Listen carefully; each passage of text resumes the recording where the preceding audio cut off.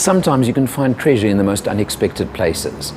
And by treasure, I mean just keep your eyes open. Driving down the road in Margate, the Margate-Ramsgate area, I happened to spot what I call treasure, because sometimes it may not be treasure to you, but this certainly is treasure to me. Let's start over here. It's the car that I actually was very confused and seriously didn't even know what this was for a while until I did some research. It's called a Triumph GT6. If you remember the Triumph Spitfire, and we'll see a Spitfire just now, this is the coupe version of the Spitfire. Originally came fitted with a 6-cylinder 2-litre engine. I've got a feeling the engine is not original on this car anymore, but that's not serious. It's the Mark III version, which was built from 1970 to 1973, according to the research that I've done since seeing the car. But you can see it's a pretty neat looking car. Obviously got a few issues, but that's not the point, because to a collector, to somebody who really wants cars of this type, this is what it's all about, isn't it? The rear end is so reminiscent of many of the Triumphs of the early 70s, and I did recognize it as a Triumph purely based on that.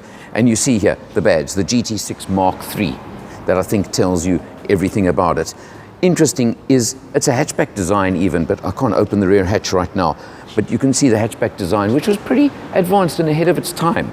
So quite interesting in that respect. Let's move across to an MGB GT. We all know the MGB GTs. Very well known, very popular cars in their day as well. Of course, you talk about all show and no go. Well, the MGB GT was probably one of the greatest examples of that of its time.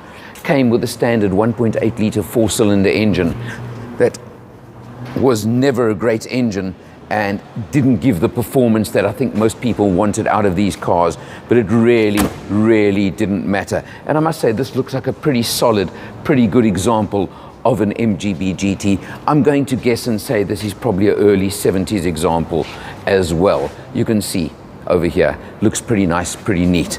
Moving across to the next one, I mentioned the Triumph Spitfire. Well, this is, of course, the proper Spitfire, the convertible. That GT we looked at a few minutes ago was a later example of making a GT out of a convertible. Your quintessential little British roadster as well. The MG was the first one, this was the other one. If you ask me, sadly, I think this interior has been redone, but not in an original way, and it certainly doesn't look original enough, and that's a bit of a pity, isn't it? Because it's such a nice car, such a lovely, lovely car. But, well, that's what it is, and it's standing over here. And I've got to mention, all these cars are for sale. Prices will be available from Motor Matters very, very soon. Prices and details. Take a look at this now. We've got a Chevy Deluxe over here, mid to late 1940s. And you take a look and you can see, you talk about solid, you talk about space, you talk about everything that came from that era of cars. And you can see exactly what this is about. You look at that dashboard, a flat slab of a dashboard over there up front.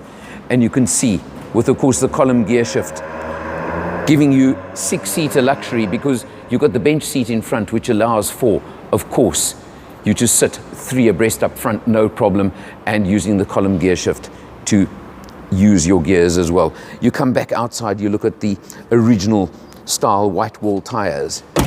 Just something that you don't see anymore, and was such a feature of cars of that era. How's that solid sound to the door closing?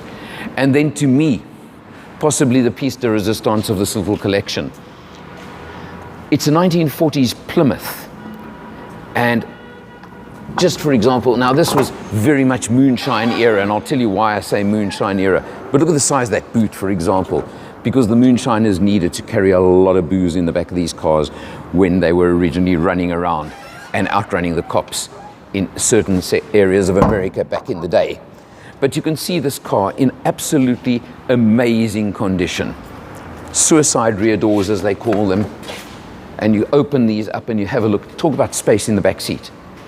That's not a back seat, that's a lounge, quite honestly.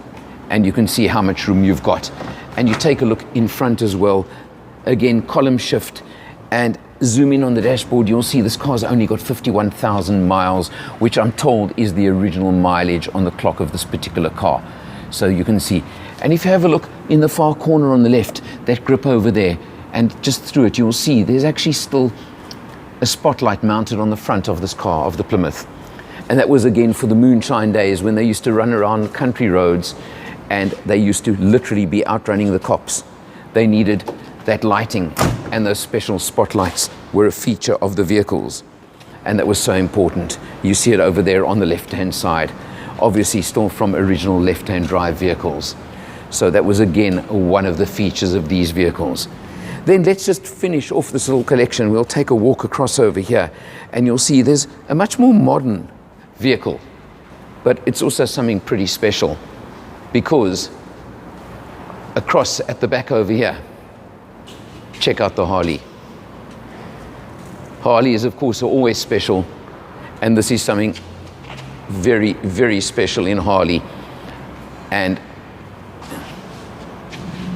you just look at the chrome, you look at the whole effect of this Harley, and you can see. Don't ask me which of these I'd choose, because I think I'd like all of them, quite honestly. But as I said, treasure found in the strangest places. For Motor Matters, I'm Eleanor. Maybe I'll find you some more treasure again one of these days.